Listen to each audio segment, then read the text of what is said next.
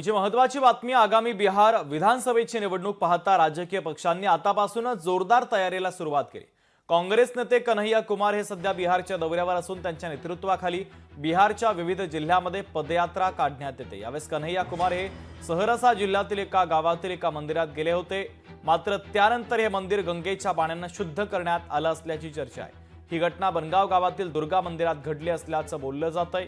कन्हैया कुमार यांनी त्यांच्या पदयात्रेदरम्यान या मंदिराला भेट दिली होती। त्यावरून आता काँग्रेस आणि भारतीय जनता पक्षाच्या नेत्यांमध्ये आरोप प्रत्यारोपांचं राजकारण सुरू झालंय।